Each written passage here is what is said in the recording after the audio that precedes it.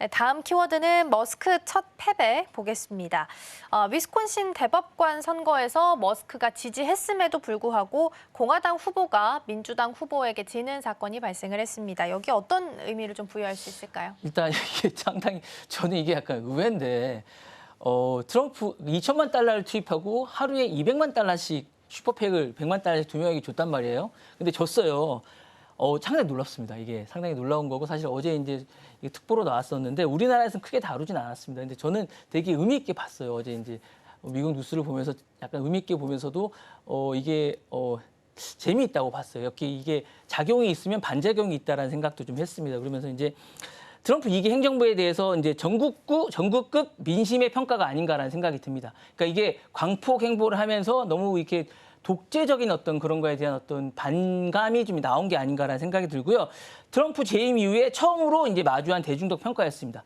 그러니까 일단 민심은 트럼프에 대해서 그렇게 긍정적이진 않다라는 생각이 들고요.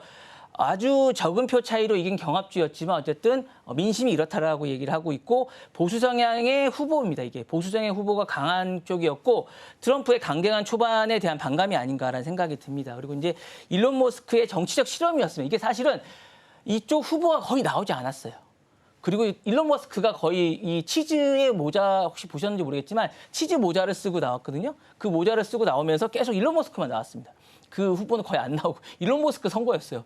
일론 머스크가 나왔는데 일론 머스크가 이제 실험을 했어요. 자기가 주로 나오고 그 후보가 나오지 않는 실험을 했는데 그 실험이 지금 보이는 이 실험을 했는데 실패를 했어요. 최소 2천만 달러 이상을 우리나라로 엄청난 돈을 투자하고 했는데 정치적 영향력을 가시했는데 실험을 했습니다. 근데 어쨌든 머스크가 정치적으로 가대평가됐다. 그동안 머스크의 영향이 엄청나다고 생각을 했는데 그렇지 않았다라는 얘기를 하고 자본주의로 돈으로 민주주의를 살 수 없다. 우리가 이제 그동안 계속 그러니까 그전에는 이제 이게 이제 일론 머스크가 트럼프를 당선시켰다라고 많은 사람들이 생각을 했는데 그게 아니었다라는 생각이었고 실질적으로 그게 이제 자본주의로 민주주의 살 수 없다라는 그거를 상징적인 메시지가 아니었냐라는 생각을 하고 있고 사법부를 통한 보수혁명을 시도를 했습니다. 사실 일론 머스크가 이번에 만약에 대법관을 당선시켰다면 많은 것들을 얻을 수 있었어요. 그러니까 뭐 테슬라의 매장이나 그런 것들을 직접 판매를 할 수 있었고 다 많은 걸 할 수 있었지만 그런 것들이 이제 실패로 돌아갔고 위스콘신 대법원은 사실 많은 것들이 있었어요. 이번에 뭐 낙태권이라든가 노조 권리라든가 선거구 획정이라든가 많은 핵심 이슈가 있었는데 그런 것들이 다 무산됐습니다. 그리고 이제 보수 세력은 이제 사법권위를 통한 것을 장기 지배를 위한 것들을 꾀했지만 사실 이번 선거로 흐름을 되돌릴 수 있게 되었습니다. 그리고 이제 선거구 획정이라든가 2026 중간 선거라든가 2028년 어떤 대선의 판세를 결정할 수 있는 어떤 그런 흐름이었는데 이번에 많은 것들을 할 수 있었어요. 그리고 이제 트럼프의 어떤 광폭 행동을 조금이나마 막을 수 있는 계기가 된 게 아닌가라는 생각이 듭니다. 그래서 시사점이 좀 많습니다. 그래서 어떤 초반 10주에 대한 어떤 그 첫 민심에 대한 경고라고 할 수 있고요. 자본 영향력에 대한 어떤 그 한계가 드러난 게 아닌가라는 생각도 들고 사법부 독립성에 대한 어떤 선거제도의 어떤 향방을 가름할 수 있는 것도 되었습니다. 그래서 사법부가 트럼프의 제동을 걸 수 있는 어떤 힘을 얻게 된 게 아닌가라는 생각도 듭니다. 그래서 보편 가치에 대한 전환의 성공의 가능성도 입증한 게 아닌가라는 생각이 듭니다. 네. 네, 공화당 텃밭 안에서 패배를 한 거기 때문에 트럼프와 머스크 조합에 대해서 처음으로 민심이 좀 경고가 나온 계기가 아니었을까 싶기도 합니다. 그래서 이 선거를 다음을 가르는 좀 중대한 전환점으로 보는 시각들도 있는데요. 향후 미국 정가는 어떻게 변모하게 될까요? 이게 어쨌든 변화에 대한 시발점일 것 같고 공화당에서는 이제 트럼프나 일론 머스크가 너무 힘이 세고 그다음에 선거 초반이고 이게 밀월 기간이고 허니문 기간이다 보니까 지켜보기만 했어요.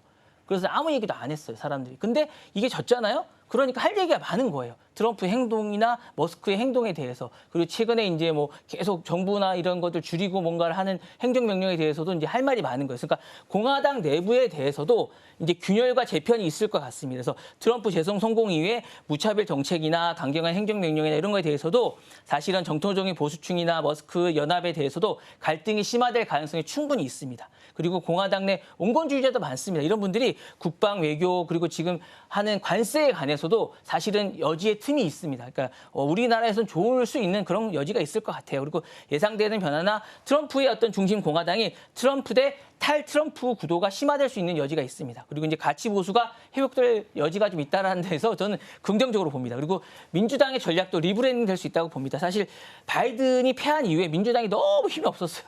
힘을 좀 얻을 수 있지 않을까라는 생각이 들고요. 노동자나 청년이나 히스패닉 유권자들의 기반이 사실 고전을 했었는데 이 부분이 보편 가치를 얻는 진짜 미국다운 보편 가치가 다시 살아날 수 있는 여지를 얻게 된 게 아닌가라는 생각이 들고 법치라든가 자유라든가 민주주의가 다시 일어날 수 있을 것 같은 그런 생각이 듭니다. 그래서 새로운 서사를 안티 트럼프가 좀 일어날 수 있는 아닌 포스트 트럼프 시대가 안티 트럼프가 아닙니다. 포스트 트럼프가 일어날 수 있는 그런 시대를 설계할 수 있을 것 같은 생각이 들고요.